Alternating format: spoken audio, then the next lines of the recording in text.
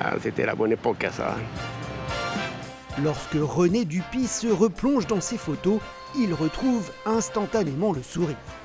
De 1964 à 1982, avec son père, menuisier, ils ont fabriqué de nombreux décors et accessoires pour le gendarme de Saint-Tropez. Ensemble, ils travailleront sur tous les films de la saga. Nous avons construit un restaurant qui s'appelait Le Cabanon dans le film Le Gendarme et les extraterrestres.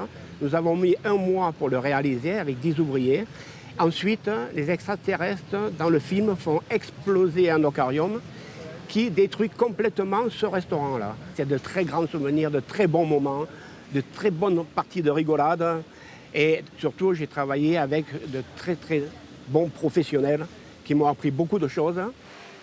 Des souvenirs de tournage, mais également de belles rencontres avec des acteurs d'exception. J'ai mangé, j'avais De Funès à côté de moi le midi. Oui. De Funès et Galabru en face. Il y avait Jean Lefebvre aussi.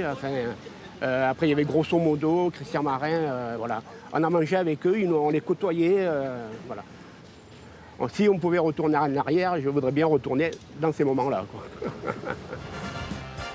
De cette période trépidante, René n'a gardé que quelques objets dont il a fait don au musée de la gendarmerie de Saint-Tropez.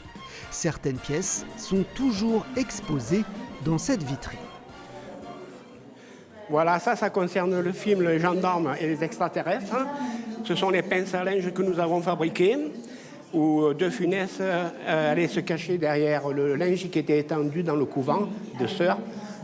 Et ça, c'est une main qui a été faite par M. Martin, qui m'a été donnée après le tournage dans des extraterrestres. Il y a des milliers de personnes qui ont vu ces objets-là. Voilà, c'est une fierté quand même. C'est une fierté. C'est une fierté. Je suis très fier d'avoir travaillé, d'avoir pu travailler pour les films.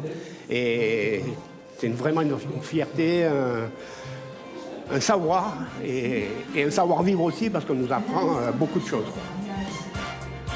Artisan de l'ombre, René Dupuy est l'un des derniers témoins des tournages de ces films, devenus aujourd'hui mythiques.